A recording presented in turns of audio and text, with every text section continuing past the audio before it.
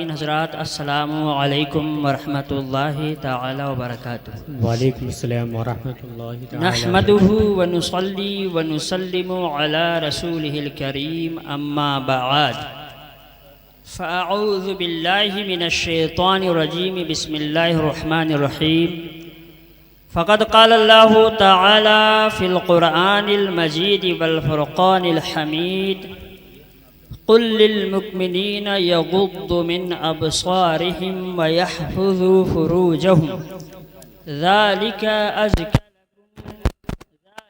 ازکی لهم ان اللہ خبیر بما یصنعون۔ وقال رسولنا الکریم صلی اللہ تعالی علیہ وسلم الایمان بضع وسبعون أو بضع وستون شعبة فأفضلها قول لا إله إلا الله وأدناها إماتة الأذى عن الطريق والحياء شعبة من الإيمان أو كما قال حبيبنا الكريم صلى الله تعالى عليه وسلم۔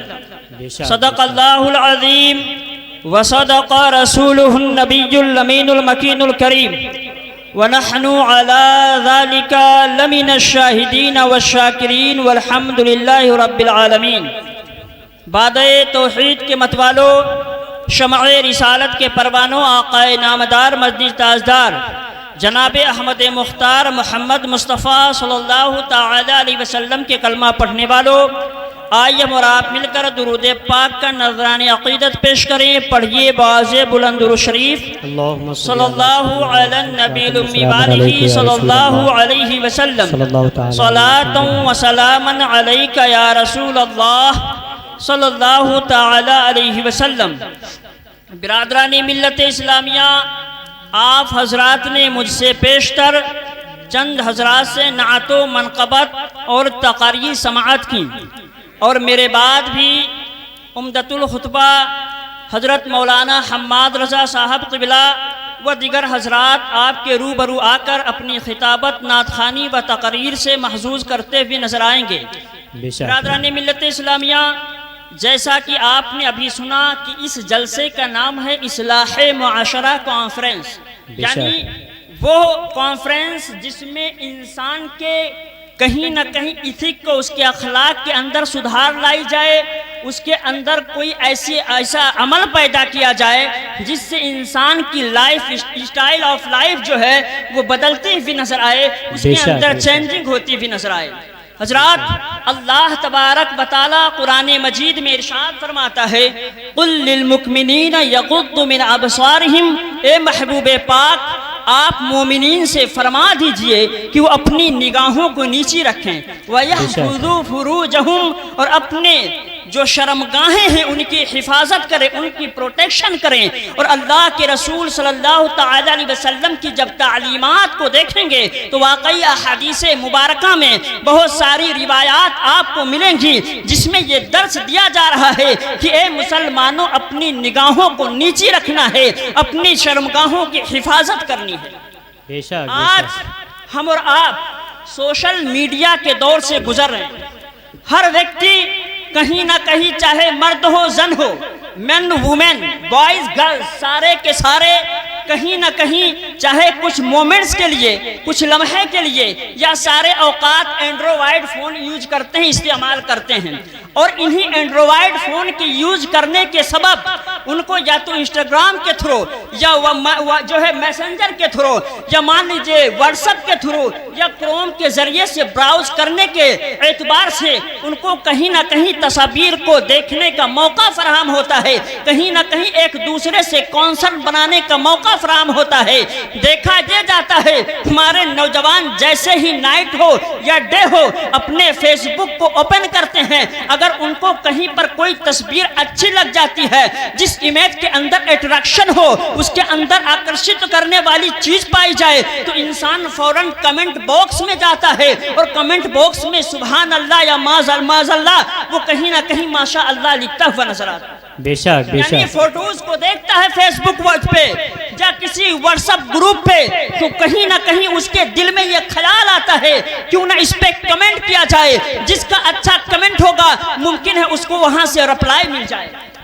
اسی تصور سے، اسی نظریہ سے وہاں پر کمنٹس جب آپ دیکھیں گے تو نہ جانے کس طرح کے کمنٹس وہ آپ کو وہاں پر نظر آئیں گے۔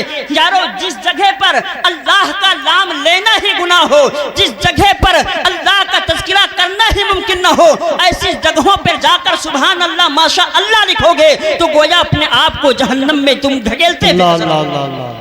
لہٰذا ہمیں پرہیز کرنا ہے، اللہ کے رسول صلی اللہ علیہ وسلم کے تعلیمات پہ عمل کرنا ہے اور اپنے آپ کے اندر حیا اور شرم کو پیدا کرنا ہے۔ آقا فرماتے ہیں ان ابی ہریرہ رضی اللہ تعالی عنہ قال قال رسول اللہ صلی اللہ تعالی علیہ وسلم الایمان 70 شعبۃ الایمان بدع و70 شعبۃ او الایمان 60 بدع و60 شعبۃ او کما قال۔ اللہ کے رسول فرماتے ہیں، حضرت ابو ہریرہ سے روایت ہے کہ دیکھو ایمان کے یا تو 70 یا اس سے کچھ زائد شعبے ہیں یا 60 یا اس سے کچھ زائد شعبے ہیں۔ فافضلها قول لا الہ الا اللہ، تو ان میں سے 70 میں سے کچھ زائد یا کچھ کم میں سے ان میں سے سب سے افضل اللہ تبارک و تعالیٰ کا کلمہ پڑھنا ہے، یعنی لا الہ الا اللہ کہنا ہے، کلمہ لا الہ الا اللہ کا ورد کرنا ہے۔ وَأَدْنَاهَا إِمَاطَةُ الْأَذَىٰ عَنِ الطَّرِيقِ، اور ان شعبوں میں سے سب سے ادنا درجہ ہے راستے سے تکلیف دہ چیز کا ہٹانا۔ والحیاء شعبۃ من الایمان، اور اے مسلمانوں یاد رکھنا حیا یہ ایمان کے شعبے میں سے ایک شعبہ ہے۔ اگر اب تم جا کر فیس بک وغیرہ پہ کمنٹس کرتے ہو، بدی ٹپڑیاں کرتے ہو، وہاں پر لائکس کرتے ہو تو یاد رکھنا تمہارے اندر حیا نہیں ہے، تمہارے اندر شرم نہیں ہے، پتہ چلا تمہارے اندر ایمان کا ایک شعبہ نہیں ہے۔ مسلمانوں لہٰذا ہمیں توبہ کرنا ہے اور رب سے التجا کرنا ہے، اللہ ہماری مغفرت فرما دے اور ہمیں گناہوں سے بچاتا ہوا نظر آئے۔ کیا بات ہے! نعرہ تکبیر، نعرہ تکبیر، نعرہ رسالت، نعرہ رسالت، مسلک اعلی حضرت، مسلک اعلی حضرت، فیضان اعلی حضرت، جشن شعیب الاولیاء کانفرنس، فیضان شعیب الاولیاء، آمد علماء اہل سنت، نعرہ تکبیر، قاری ذاکر اسماعیلی صاحب قبلہ، نعرہ تکبیر، قاری اجمیر علی صاحب قبلہ، نعرہ رسالت۔ بہت اچھا برادران ملت اسلامیہ، اسلام ہر لمحے، ہر مرحلے ہم انسانوں کو، ہم مسلمانوں کو طرز زندگی، آداب زندگی سکھاتا ہے۔ بے شک بے شک۔ حضرت ابو سعید خدری رضی اللہ تعالی عنہ فرماتے ہیں آقائد عالم صلی اللہ تعالی علیہ وسلم نے صحابہ کرام سے ارشاد فرمایا کہ راستوں میں مجمع نہ لگایا کرو۔ آقائد عالم صلی اللہ تعالی علیہ وسلم کے صحابہ نے عرض کیا یا رسول اللہ ہم مجمع یوں ہی نہیں لگاتے ہیں، ہماری ضرورت ہے اس لیے ہم راستوں میں کھڑے ہو جایا کرتے ہیں، ہم باتیں کرتے ہیں۔ پھر ہمارے آقا نے ارشاد فرمایا اے صحابہ اگر راستے میں کھڑے ہونے سے تمہیں کوئی چارہ نہیں، یعنی تمہاری مجبوری ہے کھڑے ہونا، فَأْتُوا الطَّرِيقَ حَقَّهُ، تو تم راستے کا حق ادا کرتے رہنا۔ کیا بات ہے! مطلب یہ کہ راستے میں کھڑا ہونا یوں ہی جہاں آمد و رفت ہو، لوگوں کا آنا جانا ہو، وہاں پر کھڑا ہونا یا ٹکٹکی باندھ کے دیکھتے رہنا یہ انسان کے لیے مناسب نہیں۔ بے شک۔ اور صحابہ کو جب روکا جا رہا ہے، نبی منع کر رہے صحابہ کو یارو جو مغفور ہو، اللہ کی طرف سے جنت کا پروانہ پا گیا ہو تو ظاہر سی بات ہے راستے میں کھڑے ہو کر وہ کوئی بد نظری سے کام نہ لے گا، وہ کوئی بد کلامی نہ کرے گا، کہیں نہ کہیں وہ نیکی کی دعوت دیتا ہوا نظر آئے گا۔ یارو جب صحابہ کو تلقین کیا جا رہا ہے تو ہم گناہ گاروں کو کیوں کر چھوڑا جاتا ہے؟ اللہ اللہ اللہ۔ اللہ کے رسول فرماتے ہیں کہ اگر تمہارے پاس کوئی چارہ نہیں ہے فَأْتُوا الطَّرِيقَ حَقَّهُ، تو تم راستے کا حق ادا کیا کرو۔ کیا بات ہے! بے اب شک۔ راستے کا حق ادا کرنا کیا ہے؟ فَإِمَاطَةُ الْأَذَىٰ عَنِ الطَّرِيقِ، تو راستے سے تکلیف دہ چیز کا ہٹانا یہ راستے کا حق ہے۔ بے شک۔ وَالْأَمْرُ بِالْمَعْرُوفِ، اور بھلائی کی دعوت دینا یہ راستے کا حق ہے، والمنکر عن النہی اور نہی عن المنکر، یعنی آپ کو منکر چیزوں سے، جو چیزیں منہیات میں سے ہیں ان سے آپ کو روکنا ہے، اور جب لوگ آ رہے ہوں تو ان کو سلام بھی کرنا۔ یہ آقائے دو عالم صلی اللہ تعالی علیہ وسلم نے تلقین فرمائی ہے، صحابہ کو درس دیا ہے۔ مسلمانوں پتہ یہ چلا کہ جب صحابہ کو روکا جا رہا ہے کہ راستے میں نہیں کھڑا ہونا ہے، اب اگر لوناوا کی سرزمین پر جمعرات کو میلہ لگے یا عیدگاہ کے طریقے پر میلہ لگایا جائے تو بتاؤ نوجوانوں کا یا عورتوں کا اس میں جانا آنا کیسے درست ہو سکتا ہے؟ اب وہ جو گھر والے بھی اپنی وومنز کو، اپنی عورتوں کو، اپنی وائفز کو اب اجازت دیتے ہیں یا وہاں لے جاتے ہیں وہ بھی گناہگار ہوں گے، اور جو جاتے ہیں وہ بھی گناہگار۔ بے شک بے شک، بالکل۔ آقائے دو عالم صلی اللہ تعالی علیہ وسلم کے ایک غلام ہیں جن کو ابو اسید کہا جاتا ہے۔ آپ فرماتے ہیں کہ میں نے آقائے دو عالم صلی اللہ تعالی علیہ وسلم کو اس وقت فرماتے سنا جب لوگ مسجد سے نکل رہے تھے۔ مسجد سے نکلتے وقت آقائے دو عالم صلی اللہ تعالی علیہ وسلم نے دیکھا کہ جس راستے سے لوگ جا رہے ہیں عورتیں بھی اسی راستے سے جا رہی ہیں۔ تب آقائے دو عالم صلی اللہ تعالی علیہ وسلم نے ارشاد فرمایا کہ اے عورتوں، تم راستے کے کنارے سے جایا کرو، بیچ راستے سے نہ چلا کرو۔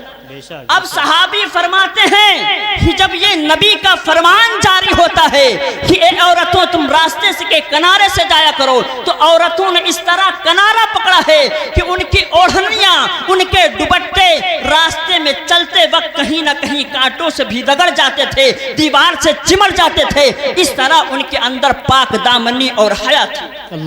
ہمارے یہاں کی عورتوں کا حال یہ ہے معاذ اللہ، میلوں میں دیکھ لیجئے، راستے پہ عمومی طور سے چلتے دیکھ لیجئے، یا تو ایک ساتھ چلیں گی یا کہیں نہ کہیں ایک دوسرے کا ہاتھ پکڑ کر چلیں گے۔ اگر آپ راستے پہ جا رہے ہیں، چاہے عورت ہو چاہے مرد ہو، یاد رکھنا ہے کہ آپ کو اپنی سائیڈ پکڑ کے چلنی ہے تاکہ آنے والے انسان کو کوئی پریشانی نہ ہو۔ بے شک بے شک، کیونکہ آپ کی طرف سے کسی کو اذیت دینا گویا آپ اپنے آپ کو جہنمی بناتے ہوئے نظر آ رہے ہیں۔ لہٰذا آپ اپنا حق جانیں، آپ کے جو پیچھے یا آگے کی طرف سے آ رہا ہے آپ اس کا بھی حق جانیں۔ رسول اعظم نے یہ فرمایا ہے کہ عورتوں کو چاہیے کہ وہ راستے کے کنارے سے چلیں، راستے کے بیچ میں نہ چلیں۔ بے شک، سبحان اللہ۔ یہ ہے اللہ کے رسول صلی اللہ تعالی وسلم کی تعلیمات پردے کے حوالے سے۔ بس اور مختصر سی بات ہے، آقائے دو عالم صلی اللہ تعالی علیہ وسلم کے ایک صحابی ہیں جن کا نام حضرت ابو طلحہ ہے۔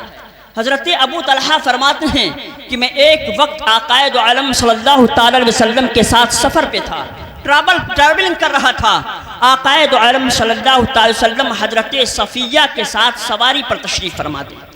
آقائے دو عالم صلی اللہ تعالی وسلم وہاں تشریف فرما ہے، کسی طرح سواری کا پیر پھسل جاتا ہے، آقا بھی زمین پر تشریف لے آتے ہیں، حضرت صفیہ بھی زمین پر تشریف لے آتے ہیں۔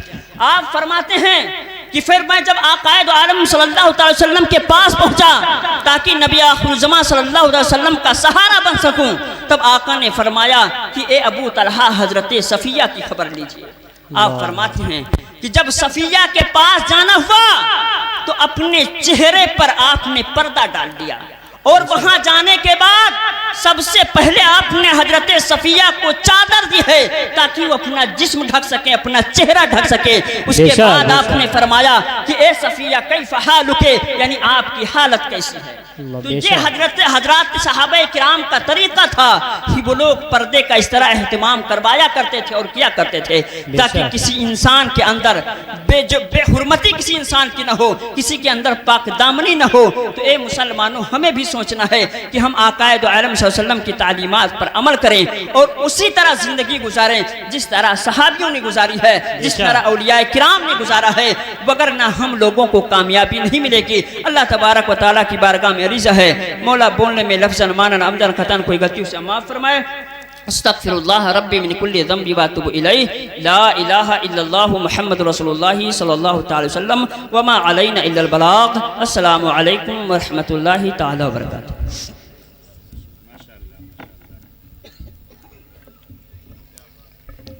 ماشاءاللہ، سبحان اللہ۔ بنایا سب سے عظیم اور امام کیا،